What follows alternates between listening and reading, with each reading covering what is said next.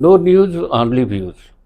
दोस्तों, भारत में एक अलग तरह का एक सांस्कृतिक और सनातन परंपरा का समागम है और उसमें किन्नर संतों का भी बड़ा महत्वपूर्ण योगदान है। सनातन संस्कृति में अगर हम देखें तो जो किन्नर समुदाय है, किन्नर संत समाज है, अलग अलग रूपों में आते हैं। कहीं वो शिखंडी के तौर पे दिखते हैं तो कहीं भगवान शिव के अर्धनारीश्वर स्वरूप में होते हैं। और उनकी जो त्याग और साधना है वो बहुत अलग तरह की है। और हमारे साथ हैं किन्नर संत महामंडलेश्वर संतोषी माता जी। हम आपका स्वागत करते हैं नो न्यूज ऑनली व्यूज पर और जानना चाहते हैं कि किन्नर समुदाय, किन्नर संत समाज जिस तरह की साधना करते हैं, जिस तरह से समाज को एक चेतना देते हैं, वो किस तरह से होता है। सर्वप्रथम नर्मदेहर आपका बहुत बहुत साधुवाद। किन्नर समाज का हमारे समाज में बहुत ही महत्वपूर्ण योगदान है।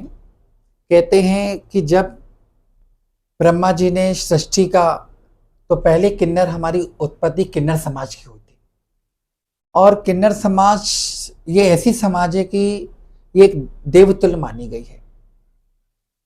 जब हम अपने माता पिता के यहाँ जन्म लेते हैं तो उस समय हम अपने आप में उलझे रहते हैं। जब हम छोटे रहते हैं तो हमें ये नहीं मालूम होता है कि हम हैं क्या, क्योंकि हमारा जो रहता है किन्नर का एक नापुंसकी को एक किन्नर कहा जाता है। उस दुख के कारण हम अपने आप को न पुरुष मान सकते हैं न महिला मान सकते हैं। हम उस घटना में, उस दुख में दुखी होकर वो पीड़ा भोगते हैं। जब हम बड़े होते हैं तब हमें मालूम पड़ता है कि हमारा शरीर या जेंट्स का है या महिला का है। ये हमारी आत्मा पे निर्भर रहता है कि हमारे अंदर महिला की आत्मा है तो नापुंसकी को ही किन्नर कहा जाता है। बड़ी कठिनाई से हम अपने माँ बाप के यहाँ रहते हैं और अपने आप को उस निगाह में देखने को एक दर्पण में कहा जाता है ना कि दर्पण में देखो तो सच दिखता है।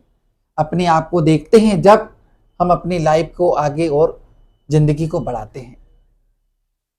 मेरी जिंदगी में मैं अपने माता पिता के यहाँ जन्म ली। जब मैं 9 वर्ष की पूर्णी तो मुझे लगा कि मेरी आत्मा एक महिला की है। मैंने अपना स्वरूप किन्नर का मान के भगवान का जो मुझे खुशी से वरदान मिला मैंने उसको स्वीकार कर लिया। और 9 वर्ष की आयु से मैं साधुओं के बीच में जाकर चित्रकूट करवी धाम मेरा गुरु स्थान है, वहाँ पे जाके मैंने अपने संत जी को गुरुदेव बनाया।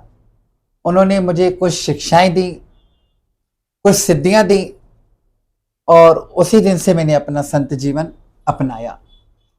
ये तो आपने अपने संत जीवन का बताया। दोस्तों, निश्चित है कि एक छोटे से बालक या एक शिशु को जब बड़ा होता है और पता होता है कि वह ना पुरुष है ना स्त्री है तो उसकी वो जो आत्मिक एक उद्वेलन है वो बहुत अलग तरह का होता है।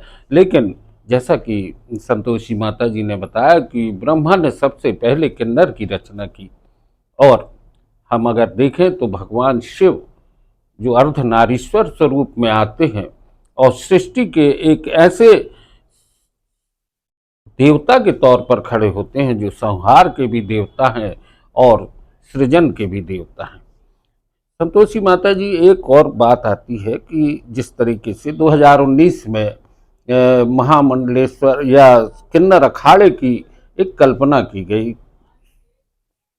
कुंभ में किन्नर अखाड़ा भी शामिल होता है और बड़ी संख्या में आजकल बहुत ज़्यादा अभी किन्नर महामंडलेश्वर और किन्नर संत, किन्नर शंकराचार्य, इस तरीके की बहुत सी उपाधियाँ शुरू हुई हैं। तो ये सब उपाधियाँ कहाँ से प्राप्त होती? हमारे सनातन धर्म में किन्नरों का तो पहले ही से उल्लेख था, लेकिन पहले के समय में किन्नर को समाज नहीं अपनाता था, उसको दूरियां बनाते थे और ग्रंथों से किन्नरों का उल्लेख ही हटा दिया गया था। सन 2015 में हमारे आचार्य लक्ष्मीनारायण त्रिपाठी जी ने हमारे किन्नर समुदाय के लिए आवाज उठाई थी कि यदि संत समाज में नर है, नारी है, तो उनसे प्रथम जो अधिकार है संत समाज का वो किन्नर समाज का है। क्योंकि किन्नर क्या ना कोई परिवार है, न किन्नर की शादी होती है, तो परिवार कैसे होगा। तो किन्नर को तो भगवान ने ही खुद संत बना के ऊपर से भेजा गया है। यदि माना जाए या महिला या पुरुष जो संत हैं तो वो यहीं पे आके आध्मिक से जुड़ते हैं, फिर संत बनते हैं। पहले तो वो गृहस्थी रहते हैं, लेकिन हम लोग गृहस्थी रहते ही नहीं हैं, क्योंकि हमको तो भगवान ने किन्नर बनाया है। हम लोग का कोई स्वार्थ नहीं है। हाँ, हम लोग को भगवान ने बनाया, ईश्वर ने जन्म दिया है तो किसी को आशीर्वाद देने के लिए। और कहा गया है नारी संत हो या नर संत हो, उनके आशीर्वाद से पहले हमारा आशीर्वाद लगता है। यदि किन्नर किसी को खुशी से आशीर्वाद दे दे तो भगवान भी उस आशीर्वाद को सफल करता है। और किन्नर यदि किसी से दुखी हो जाए या किन्नर को कोई चोट पहुंचाता है, तो किन्नर यदि किसी को शराब देता है तो भगवान भी उसकी वाणी किन्नर की सत्य करता है। दोस्तों, हमारे इधर उत्सवों में, घरों में, मंगल कार्यों के समय पर किन्नर समाज आते हैं। वो आपके घरों को, आपके घर में बरकत की दुआएं देते हैं, आपकी खुशहाली के लिए आपको आशीर्वाद देके जाते हैं। ऐसा भी कहा जाता है कि किन्नर के हाथ से मिला हुआ सिक्का बरकत देता है। बधाई में जब हम अपने यजमानों के घर जाते हैं, चाहे वो गृह प्रवेश हो या किसी के यहाँ जन्म हुआ हो बच्चे का या शादी हुई है, तो हम लोग का बहुत ही बड़ा इसमें स्थान है कि जिस घर में किन्नर का नृत्य ना हो, बधाई ना बजे, तो वो शुभ काम सफल नहीं माना जाता है। और भगवान श्री रामचंद्र जी ने किन्नर समाज को ऐसा अनोखा वरदान दिया था कि हम उपासक भी भगवान श्री राजा रामचंद्र जी के हैं। और यदि हमारे हाथों से यदि हम किसी को धरती से मिट्टी भी उठा के देते हैं तो वो हीरे के बरोबर काम करती है। और हमारे समाज में 1 रुपए का जो सिक्का रहता है, मुद्रा, वो बुधवार के दिन यदि हम किसी को देते हैं या हमसे कोई मांगता है, यदि हमने वाकई में उसको भाव से दिया है, अपने बिल्कुल आत्मा से दिया हो, तो वो सिक्का उससे प्राणी के जीवन में बहुत ही फलदायक रहता है। जैसा कि संतोषी माता जी ने बताया कि भगवान राम के उपासक हैं, तो दर्शकों आपको बता दें कि जब मर्यादा पुरुषोत्तम भगवान श्री राम को वनवास हुआ तो पूरी अयोध्या उनके पीछे चल पड़ी थी। उन्होंने बड़ी मुश्किल में लोगों को समझाया और वो वन की तरफ प्रस्थान किए।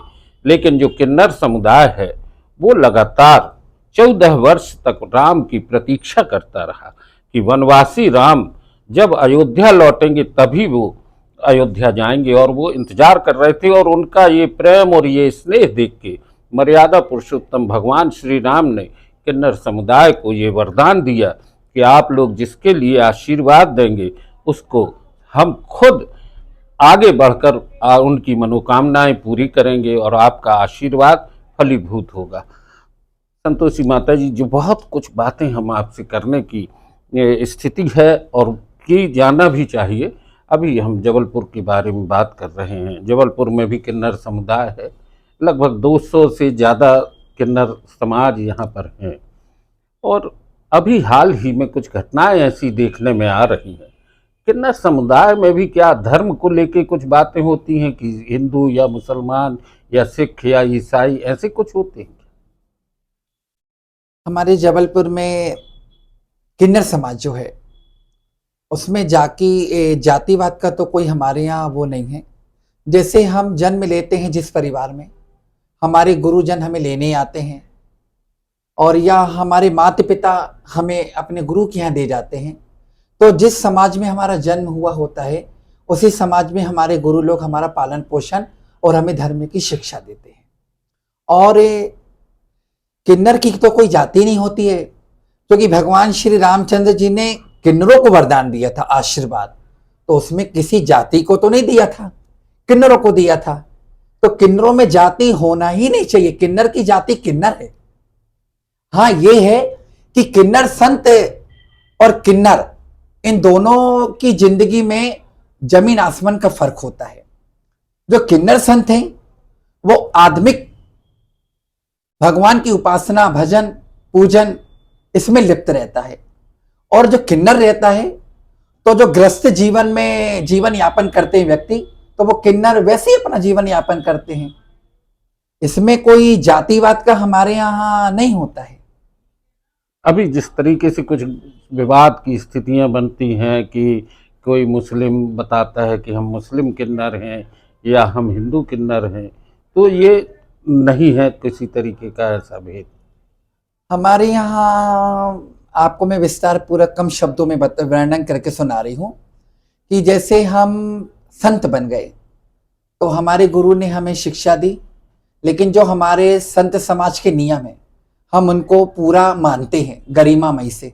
कहाँ पे हमें गरिमामयी से पेश आना है, उठना बैठना खान पान पूरा साधुसाई से होता है। वैसे ही जब हम किन्नर संत बन गए हैं तो हम किन्नर में भी रहते हैं, तो हम किन्नरों के साथ जाते हैं बधाई पे। मेरा भी क्षेत्र है, मैं भी जाती हूँ नृत्य गान करने, भजन गाकर बधाई मांगना, मैं भी काम करती हूँ। मैं भी आशीर्वाद जजमानों के घर जाती हूँ, लेकिन मैं एक ही वेशभूषा में जाती हूँ। इस समय मैं जिस वेशभूषा पे स्थिति पे यहाँ बैठी हूँ, इसी वेशभूषा में मैं 24 घंटे रहती हूँ। और किन्नर समाज के भी कुछ नियम है कि जैसे हमारे यहाँ जजमानों के यहाँ जाते हैं, जो भी हमें राशि मिलती है वो हम राशि को एकत्रित करके अपने गुरु को जाके सौंप देते हैं। उसमें से हमारे गुरु कुछ मुद्राएं अपने पास रख लेते हैं, क्योंकि किन्नर समाज का जो मठ है उस मठ में 25 या 30 सदस्य एक ग्रुप में रहते हैं। वो कुछ राशि बुजुर्ग किन्नर हैं जो शरीर से लाचार हैं, बीमार हैं, असहाय हैं, और कुछ गरीब बच्चियां हैं समाज में, कुछ गरीब बच्चे हैं, उनकी पढ़ाई लिखाई, ये धार्मिक चीजों में यह मुद्राएं पैसा खर्च किया जाता है। इसलिए हम लोग अपनी कमाई जो हमें जजमान देता है बधाई, हम अपने गुरु को जाके सौंपते हैं।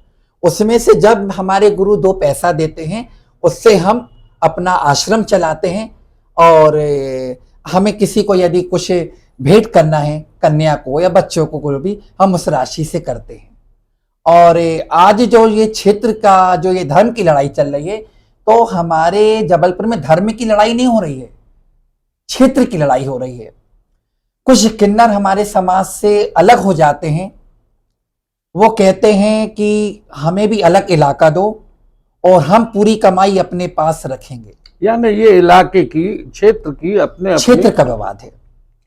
बहरहाल विवाद अपनी तरफ से है, लेकिन दोस्तों आपको बता दें कि किन्नर समाज, या जिन्हें कि हम बोलते हैं कि वो जिस तरीके से अपने जीवन को जीते हैं, और संतों का जो एक अपना एक अलग आध्यात्मिक और जिस भी तरह से वो अपनी साधना करती हैं उसका एक अपना महत्व है। नर्मदा किनारे हम सब निवासी हैं।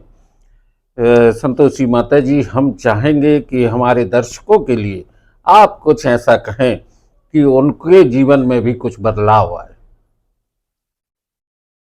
इस चैनल के माध्यम से आज मुझे मेरा सौभाग्य है, और मेरे आप चाचा श्री हैं, मैं अपना पिता तुल्य मानती हूँ इनको। मुझे बचपन से इन्होंने मेरा संघर्ष देखा है, आज मुझे बुलाया, और मैं चैनल के माध्यम से समस्त सनातनियों को, धर्म प्रेमियों को, माँ नर्मदा की तो कृपा है ही, ये आपका सौभाग्य और मेरा सौभाग्य कि किन्नर समाज पहले दुखी रहा वाकई में, लेकिन अब दुखी नहीं है, क्योंकि समाज हमें अपने साथ बिठा ला है, पूरा अधिकार हमें मिला है स्वतंत्र जीने का, और समाज हमारा माता पिता है, समाज में सब कुछ मिल रहा है। बस हमारा ढेर सारी शुभकामनाएं हैं, आशीर्वाद, और सर्वप्रथम जिसने अपने माता पिता को चरण छू लिया तो संसार के भगवान देवी देवताओं का उसके साथ आशीर्वाद है, उसके जिंदगी में कभी दुख की घड़ी ही नहीं आ सकती है। ये आशीर्वाद हम किन्नर संत समाज का सभी धर्म प्रेमियों के साथ है। नो न्यूज ऑनली व्यूज पर आपने चर्चा की, बहुत बहुत धन्यवाद। एक बार आपसे हम चाहेंगे कि जय परशुराम बोलें। जय जय परशुराम जी की, जय जय परशुराम जी की।